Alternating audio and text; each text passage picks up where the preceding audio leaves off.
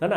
अब महाभारत में बैर किस चीज का था कि जो धृतराष्ट्र थे वो राजा नहीं बन पाए, छोटे भाई को राजा बन गए और वो चक्रवर्ती सम्राट हो गए। द्रोणाचार्य की एंट्री थोड़ा बाद में हुई।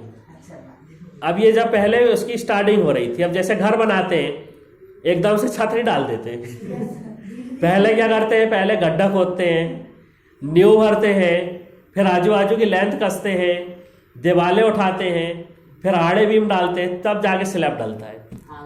अगर पहली स्लैब डाल देंगे तो क्या हो जाएगा, पूरा नीचे बैठ जाएगा। तो ऐसे ही महाभारत की कहानी में क्या हुआ, सबसे पहले उस महाभारत युद्ध के लिए एक बेस तैयार हुआ, तब स्टेप बाय स्टेप सब लोगों की एंट्री हुई, है ना। सबसे इसमें बहुत बाद में एंट्री कृष्ण भगवान की हुई। कृष्ण भगवान बहुत बाद में आए महाभारत में। कब आए, जब अर्जुन का स्वयंवर होने वाला था। तो अपन बात कर रहे थे किस पर, कि राज की जो व्यवस्था चल रही थी महाभारत युद्ध के मिनिमम कहना चाहिए 50 साल पहले की बात थी। 50 साल पहले अब जो पांडु थे उनका राज चल रहा था, अब वो चक्रवर्ती सम्राट हो गए। धृतराष्ट्र को लगता था कि वो राजा नहीं बन पाया क्योंकि वो नेत्रहीन है। अब इसके लिए मन में खड़ास चलती रही। अब दोनों राजवंशों में क्या हुआ, अच्छा घर भरा पूरा परिवार होने लगा। अब इनके बोले बाल बच्चे होंगे, उनका लालन पालन होगा, फिर डिसाइड करेंगे कौन राजा बनेगा। अब इस बीच में जो पांडु थे उनके हाथ से एक ऋषि की हत्या हो गई, एक ऋषि को तीर लग गया। अब उसका प्रायश्चित करने के लिए वो कहाँ चले गए, वन में चले गए। ऋषि ने उनको श्राप दे दिए, पांडु को श्राप दे दिए कि अब तुम्हारा जो वंश है वो आगे नहीं बढ़ेगा। तुमने अगर अपने वंश बढ़ाने के लिए अगर प्रयास किए तो तुम्हारी भाई मृत्यु हो जाएगी। अभी श्राप मिल गया। अब इनने कहा कि हमारे हाथ से एक तो ऋषि की हत्या हो गई, एक श्राप अलग मिल गया, किंगडम ऋषि का श्राप। तो उनने उसका प्रायश्चित करने के लिए वन चले गए। अब जंगल जा रहे हैं, बोले वन में जा रहे हैं तो हमारे राज्य का उत्तराधिकारी कोई होना चाहिए। तो उनने कहा कि जो मेरे बड़े भाई हैं ये राजा बनेंगे, धृतराष्ट्र जो है ये राजा रहेंगे मेरी गैर मौजूदगी में, मेरे प्रतिनिधि के रूप में। पितामह भीष्म सिंहासन की रक्षा करेंगे, जैसे वो इतने सालों से करते आ रहे हैं, कई पीढ़ियों से रक्षा करते आ रहे हैं। पितामह भीष्म सिंहासन की रक्षा करेंगे और धृतराष्ट्र राजा बनेंगे और वो मेरे प्रतिनिधि के रूप में राज करेंगे। जब मैं वन से वापिस आ जाऊंगा तो मैं पुनः राज सिंहासन पर बैठूंगा। पर ऋषि का श्राप था, उस कारण पांडु की वन में मृत्यु हो गई, है ना। उससे पहले घटना क्या हुई कि वो चिंतित थे कि भाई हमारा वंश ही आगे नहीं बढ़ेगा, ऋषि ने श्राप दे दिए। अब वंश आगे नहीं बढ़ेगा तो जो उनकी साथ में उनकी पत्नी थी, उनकी पत्नी जो थी माता कुंती और माधवी, ये दोनों अपने पति के साथ में वन चली गई। कुछ समय के बाद में जब उनने बताया कि अब तो हमारा वंश बढ़ नहीं सकता, ऋषि का श्राप है, तब कुंती माता ने उनको बताई कि जब वो द्वारिका मथुरा में राजकुमारी थी तब उनको ऋषि ने एक मंत्र दिए थे। विश्वामित्र जी ने एक उनको मंत्र दिए थे कि आप जिस देवता का आह्वान करोगे वो देवता तुम्हारे सामने उपस्थित हो जाएंगे और वरदान स्वरूप तुमको एक पुत्र की प्राप्ति होगी। अब पांडु को पता था कि ये मेरा वंश तो आगे बढ़ नहीं सकता, तो इसलिए उनने धर्मराज का आह्वान करे तो युधिष्ठिर का जन्म हुआ देवता से। फिर उसके बाद में उनने पवन देवता का आह्वान करे तो भीम का जन्म हुआ। इंद्रदेव का आह्वान किए तो अर्जुन का जन्म हुआ। फिर जो माता कुंती थी उनने वो मंत्र की दीक्षा किनको दी, उनकी राजा की सेकंड वाइफ को, माधवी जो थी, माधवी माता, उनको उनने मंत्र की दीक्षा दी कि आप इस मंत्र का उपयोग करो। तो उनने अश्वनी कुमार का आह्वान करी तो नकुल सहदेव का जन्म हुआ। तो ऐसे 5 पांडव बने। अब जो धृतराष्ट्र उस समय राजा बने थे तब उनको लगा भाई अपन तो हो गए राजा, बोले। उनको खबर मिली कि पांडु जो थे उनकी मृत्यु हो गई, पांडु की वन में मृत्यु हो गई, पांडु नहीं रहे, तो उनको लगा कि अब परमानेंट राजा मैं रहूंगा। उनके 100 पुत्र हुए। सबसे बड़ा कौन था, दुर्योधन। उसके बाद में दुशासन, विकर्ण, ऐसे करते हुए उनके 100 पुत्र हुए। अब ये 100 पुत्र जो बने कौरव बने। उनमें एक बहन भी थी दुशाला, जिसका हस्बैंड जयद्रथ बना, जो महाभारत के युद्ध में अभिमन्यु को मारने में जिसका बहुत बड़ा हाथ था।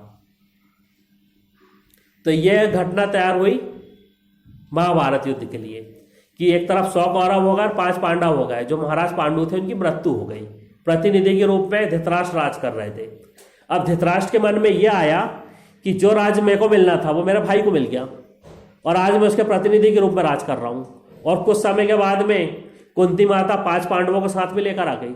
जो माता माधवी थी वो अपने पिता के साथ में, जो उनके जो पति थे महाराज पांडु के साथ में, वो भी चिता में सती हो गई। अब माता कुंती 5 पांडवों को लेकर हस्तिनापुर आ गई। तो सबके सामने क्वेश्चन उठा कि भाई ये इनके जो पिता थे वो राजा थे, तो राजकुमार कौन बनेगा? युधिष्ठिर बनेगा। पर धृतराष्ट्र का कहना था कि मेरा जो पुत्र है वो राजा बनना चाहिए, दुर्योधन। तो ये विवाद की स्थिति यहां से चालू हुई। अब जो माता गांधारी थी, गांधारी की शादी धृतराष्ट्र से हुई। इसका विरोध कौन कर रहे थे? उनके भाई शकुनी। अब शकुनी जो थे वो विरोध में थे कि मेरी बहन की अंधे से शादी करी है तो इनका तो मैं वंश पूरा मिटा दूंगा। बदला लेने के लिए उन्हीं के राज्य में आ गया। अपने जीजा के घर में वो आखिरी तक रहे शकुनी, जबकि उनका वो खुद एक गांधार राज्य के राजा थे शकुनी। पर वो अपने किन के घर पे रहे? जीजा के घर पे रहे। जब से कहावत क्या बनी कि घर में मतलब खेत में नाला नहीं होना और घर में साला नहीं होना, ये कहावत उनको देख के बनी। अब बदला लेने के हिसाब से अपने जीजा के घर में आए तो इन्होंने क्या करे? दुर्योधन को अपने भाइयों के खिलाफ भड़काए। किसके खिलाफ? पांडवों के खिलाफ। दुर्योधन को भड़काते गए कि ये तुम्हारे भाई नहीं है, तुम्हारे शत्रु हैं, ये दुश्मन है। और बचपन से उनके खिलाफ वो चाल चलने लगे, षड्यंत्र करने लगे। अब यही क्रम चलता रहा। उस बीच में किनकी एंट्री हुई? द्रोणाचार्य की।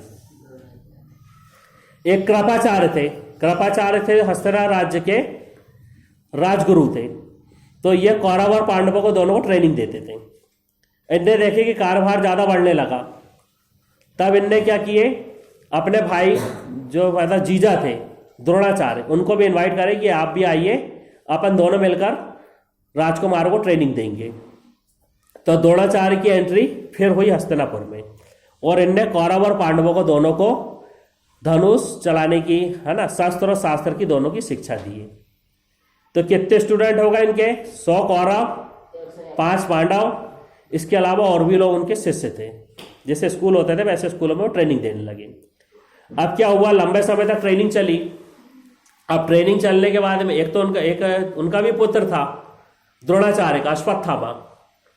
अश्वत्थामा कौन था? द्रोणाचार्य का पुत्र था। तो इस तरह से एक महाभारत की एक कहानी जुड़ने लगी।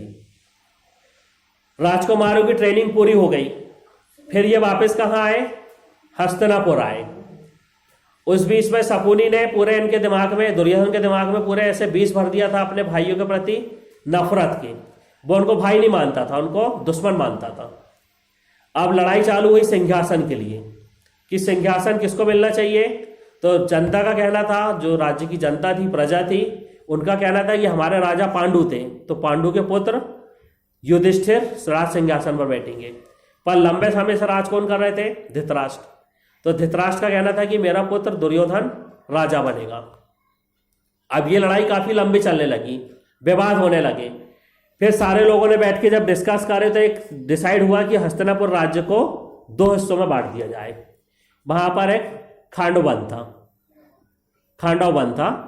खांडव वन का हिस्सा युधिष्ठिर को दे देंगे और दुर्योधन जो है वह हस्तिनापुर राज्य में राज करेगा। अब ये सारी चीजें डिसाइड होने लगी। उसी बीच में एक प्रतियोगिता आयोजित हो गई कि प्रतियोगिता में यह दिखाना था कि कौरव और पांडवों ने क्या सीख कर आए। इतने समय तक ट्रेनिंग करने गए तो आप लोगों ने क्या सीखे। तो एक रंगमंच की गणना की गई, रंगमंच बना जिस पर कौरव पांडवों ने अपने शस्त्र का चला के दिखाया कि कौन कितना ताकतवर है। भीम और दुर्योधन के बीच में गदा युद्ध हुआ। सब लोग ने देखे यार दोनों महावीर है, दुर्योधन भी महावीर है, भीम भी महावीर है। अर्जुन था तो अर्जुन तीर पे तीर चलाए, तीरों कैसे कर्तव्य दिखाए कि लोग हैरान हो गए। तब दुर्योधन के लिए अपना द्रोणाचार्य ने अनाउंस कर दिए कि भैया अर्जुन सबसे बड़ा धनुर्धर है, इसके बराबर का कोई नहीं है, कोई इसको टक्कर नहीं दे सकता।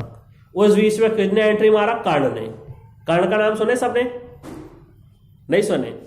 कर्ण भी एक महान शक्ति था। और जो माता कुंती का पुत्र था। कौरव और पांडवों के जन्म के पहले जब उनको मंत्र दीक्षा मिली थी ऋषि से, तो उन्होंने माता कुंती ने सूर्य को देखकर प्रैक्टिकल करी कि ऋषि ने मंत्र तो दे दिए बोले, अब मंत्र का प्रभाव क्या होता है वो आजमाने के लिए उन्होंने क्या करी, सूर्य की तरफ देखकर वो मंत्र का आह्वान करी। तो सूर्य देवता प्रकट हो गए। अब प्रकट हुए तो बोले लो ये पुत्र लो बोले। अब उन्होंने कहा भैया हमारी शादी से नहीं हुई, पुत्र का क्या करेंगे बोले। तो बोले जो मंत्र था, मंत्र के अकॉर्डिंग ये शर्त थी बोले कि जिस देवता को बुलाएंगे उसके द्वारा आपको एक पुत्र प्राप्त होगा। तो उन्होंने पास में एक पालक दे दिए, कर्ण, जो कवच कुंडल पहना हुआ था, उसका कवच था, कान में कुंडल थे, जिसको कोई अस्त्र नहीं भेज सकता था। आज के समय की बड़ी बड़ी मिसाइलें भी दाग देते तो उसका कुछ नहीं बिगड़ता। अब वो कवच कुंडल के साथ जन्म लिया। अब उनने कहा कि हमारी शादी नहीं हुई, कैसे करे, तो उस बात को छुपाने के लिए उनने कर्ण को गंगा नदी में टुकने में रखकर बहा दी। वो कहाँ पहुंच गया, हस्तिनापुर राज पहुंच गया। बड़ा होकर वो भी एक महान योद्धा बन गया और अर्जुन के गैंग में आकर रंगमंच में आकर खड़ा हो गया कि हम बोले अर्जुन का मुकाबला करेंगे। दुर्योधन ने देखा कि ये अपने लिए अच्छा हथियार है, तो बोले इसको अपने ओर खींच लो।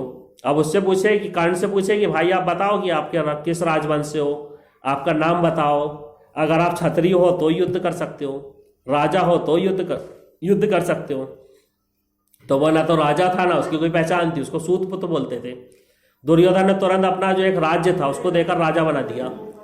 अब ये सारी प्रोसेस होते होते साल हो गई और दोनों के बीच में लड़ाई नहीं हुई। तो ये भी महाभारत की एक घटना बनी। फिर क्या हुआ, हस्तिनापुर राज का विभाजन हो गया, दो हिस्सों में हस्तिनापुर राज बढ़ गया। एक बन गया खांडवन, दूसरा हस्तिनापुर। अब पांडव मेहनती थे तो उन्होंने खांडवन को क्या करे, इंद्रप्रस्थ बना दिए, एक बड़ा राज्य बना दिए, काफी सक्षम हो गए, है ना। अब इसके बाद में क्या घटना हुई, सब सोने लगे लगता नींद आने लगी क्या।